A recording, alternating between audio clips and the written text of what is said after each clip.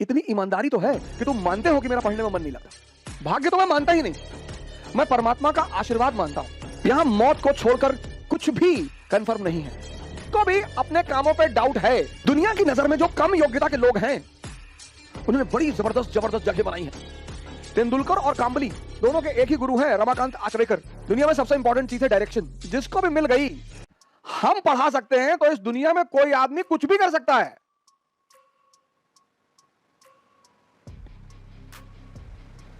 अगर हम पढ़ा सकते हैं, अगर हम बदल सकते हैं खुद को, तो इस विश्व में कोई भी व्यक्ति कुछ भी कर सकता है सर, बशर्ते उसे एक चीज करनी पड़ेगी, अपना आत्म मूल्यांकन। तो मैंने उनसे कहा कि यार तुम बिटिया का ज्यादा चिंता ना करो, दुनिया में सबसे इंपॉर्टेंट चीज है डायरेक्शन। जिसको भी मिल गई और समझ में आ गई। बहुत लोगों को डायरेक्शन मिलती है, समझ में नहीं आती। तेंदुलकर और कांबली दोनों के एक ही गुरु हैं, रमाकांत आचरेकर। मानिए श्री रमाकांत आचरेकर अब तो हमारे बीच है नहीं वो, लेकिन एक आदमी क्रिकेट का खुदा बन गया, भगवान, और दूसरा आदमी तमाम योग्यता होने के बावजूद गुमनामी के अंधेरे में खो गया। मैंने कहा ना, इस दुनिया में हम सब योग्य हैं। कल मैंने आपसे एक बात कही, पता नहीं आपने ध्यान दिया कि नहीं दिया। कल मैंने आपसे एक बात कही कि इस दुनिया में सभी योग्य हैं।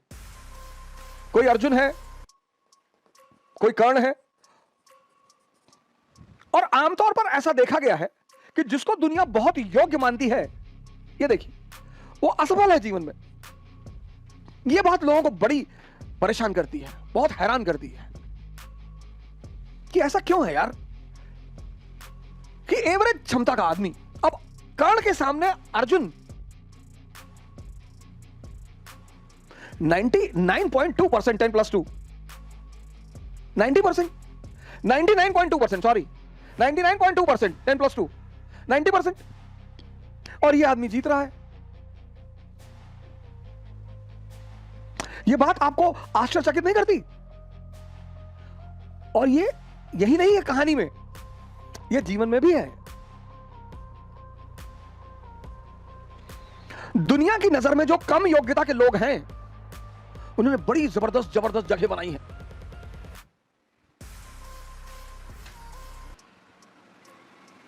दुनिया में जो कम योग्यता के लोग हैं, उन्होंने बड़ी जबरदस्त जगह बनाई है। क्यों है ऐसा? क्योंकि जो भी संदेह के सहारे चलेगा, संदेह, जिसको भी अपने कामों पे डाउट है, इसका सारथी कौन है? संदेह, मन, शल्य। इनका सारथी कौन है? चैतन्य। ये कल मैंने आपको बताया था, कॉन्शियस। पर जीवन में ये देखो कि तुम्हारा सारथी कौन है, और जीवन 100% रिस्क है। यहां मौत को छोड़कर कुछ भी कंफर्म नहीं है, और 98% लोग इस दुनिया में, 98% लोग इस दुनिया में हर चीज का कंफर्मेशन चाहते हैं। बस ये परेशान है, यही परेशान है। 2% रिस्क लेते हैं, और जब ये 2% उपलब्धि की ऊंचाइयों तक पहुंच जाते हैं, तो ये 98-90% अपने आप को सांत्वना देता है कि अरे भैया, भाग्य भैया, भाग्य के बली है भैया। भाग्य नहीं है, आशीर्वाद मैं मानता हूं परमात्मा का। भाग्य तो मैं मानता ही नहीं, मैं परमात्मा का आशीर्वाद मानता हूं कि आप कोई काम करते हो, वो आपके सर पर हाथ रख देता है, तो कितना भी मुश्किल काम हो वो आसान होता चला जाता है। और आप कोई ऐसे कई सारे लड़के मैंने अपने टीचिंग के दौरान देखे, जो आए और आते उन्होंने कहा कि सर हमें आईएएस नहीं बनना, पापा जबरदस्ती भेज दिया, हम पढ़ने आए। हम नाम नहीं लेंगे, एक यूपी कटर के आईएएस है, मैं उनका नाम नहीं लूंगा, हमारे मित्र हैं। उन्होंने हमसे यही कहा था कि सर पापा जबरदस्ती भेज दिया, हम हाईकोर्ट में प्रैक्टिस करना चाहते थे, और जब हमारा पढ़ने वढ़ने मन नहीं लगता है। हमने कहा बहुत जबरदस्त यार, बहुत बढ़िया, शाबाश, वेरी गुड। इतनी ईमानदारी है, इतनी ईमानदारी तो है कि तुम मानते हो कि मेरा पढ़ने में मन नहीं लगता। फिर एक बैग वो बंदा गायब हो गया, और हुआ क्या? अच्छा ग्रुप मिल गया, अच्छे लड़के मिल गए, अच्छे सीनियर मिल गए, और पढ़ने में मजा आने लगा, बंदा वो काम करने लगा।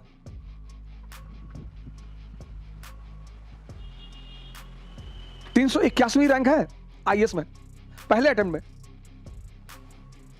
381, दूसरे अटेम्प्ट में 104।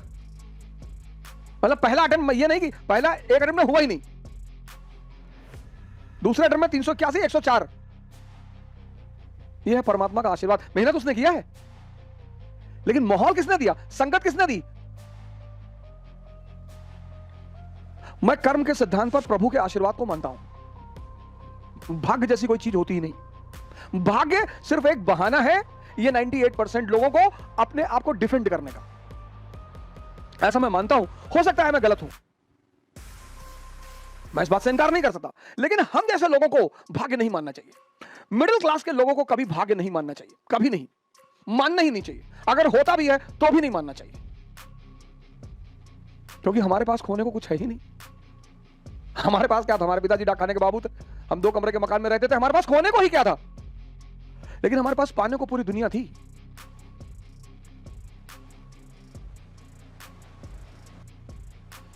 जब भी कोई छोटी चीज किसी बड़े से जुड़ जाती है, इसीलिए हर आदमी अपने से बड़े आदमी से मिलने के लिए बेचैन है, किसी भी तरह से। यही सूत्र है। और हर बड़ा आदमी प्रोटोकॉल बना रखा है कि अगर मैं हर छोटे आदमी को अपने पास आने दूंगा तो मेरा फायदा हो ना हो, इसका जरूर हो जाएगा,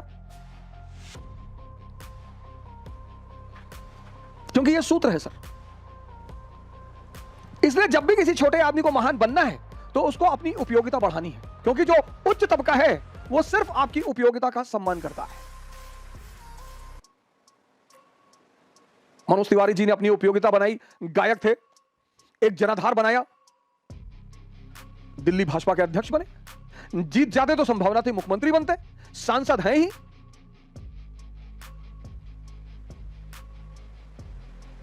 उपयोगिता। हमारे देश में भावनात्मक वोट बहुत पड़ते हैं, फलाने का लड़का है, फलाने हीरो है।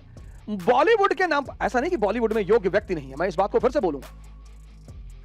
आप योग्य व्यक्ति का चयन करिए, वो कहीं से भी हो, वो यूनिवर्सिटी से हो, वो कॉलेज से हो, वो बॉलीवुड से हो, वो कहीं से भी हो।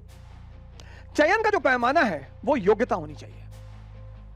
यानी कि बॉलीवुड का है तो बॉलीवुड के एक्टर को लगता है कि हम चले आएंगे तो लोग हमें जिता देंगे, और ऐसा होता भी है सर। बहुगुणा जी इतने बड़े नेता थे, हेमवती नंदन बहुगुणा। अमिताभ बच्चन उनके सामने नेता नहीं थे, अभिनेता थे।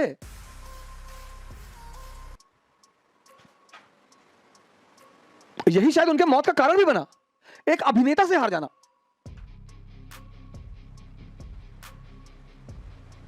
इमोशनल एलिमेंट ज्यादा है ना सर, इमोशनल एलिमेंट ज्यादा है इस देश में, और जहां भी कोई इमोशनल एलिमेंट ज्यादा होगा वहां के लोग परेशान होंगे सर।